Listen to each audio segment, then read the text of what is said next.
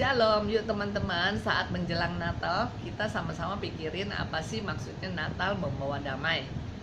Kalau bicara soal damai, siapa yang belum pernah mendengar atau mengenal kata itu?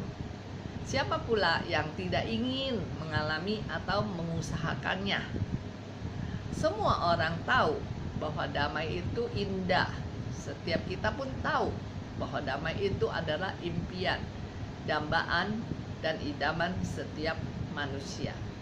Namun, tak ada seorang pun yang dapat menyangkal kalau damai itu adalah sesuatu yang masih jauh dari realita dan tidak mudah untuk diwujudkan.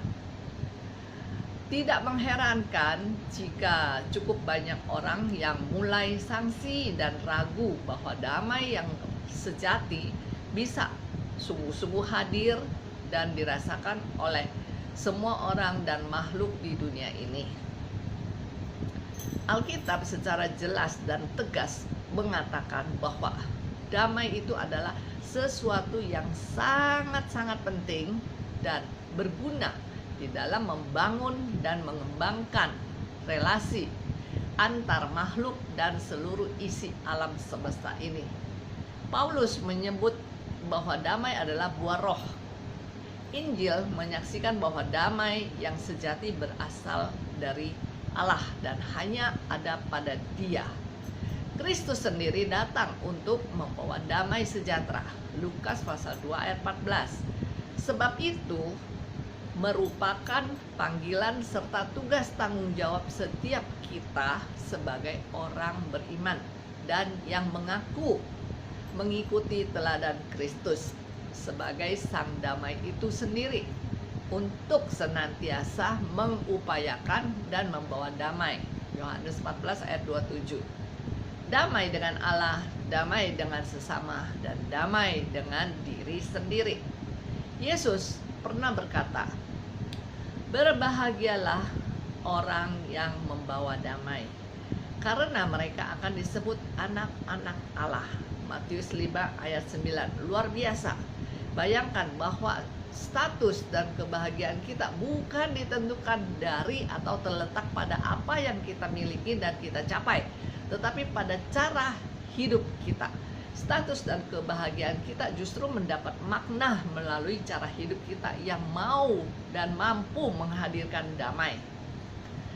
Tanpa kedamaian, kebahagiaan mustahil tercipta, dan tanpa kebahagiaan, hidup tidak akan sejahtera, terasa hambar dan sia-sia.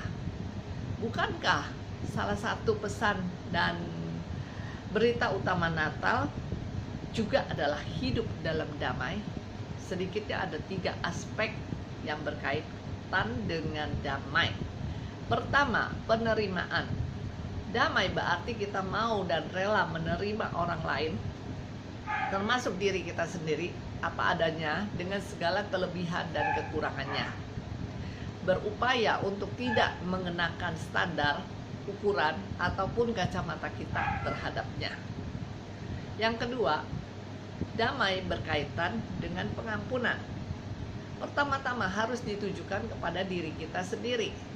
Dengan menyadari, menyesal, dan kemudian berbalik kepada Tuhan, pengampunan juga harus kita berikan kepada orang lain yang telah berbuat kesalahan kepada kita. Memang sulit, namun bukan berarti tidak bisa. Jika kita hendak hidup dalam damai, maka pengampunan adalah mutlak dilakukan.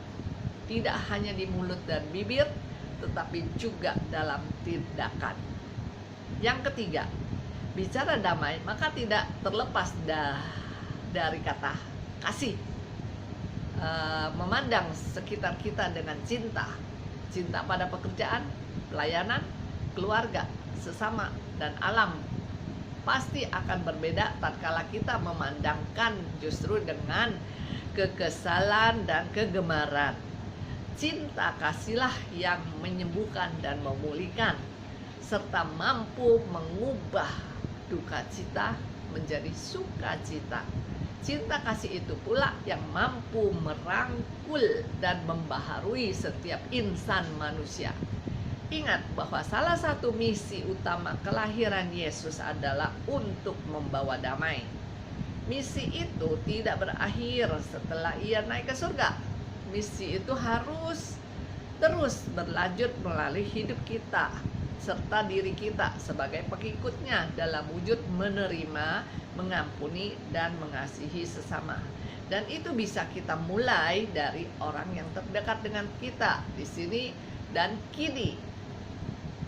Selamat menyambut dan merayakan Natal dan damai Kristus. Tuhan Yesus memberkati.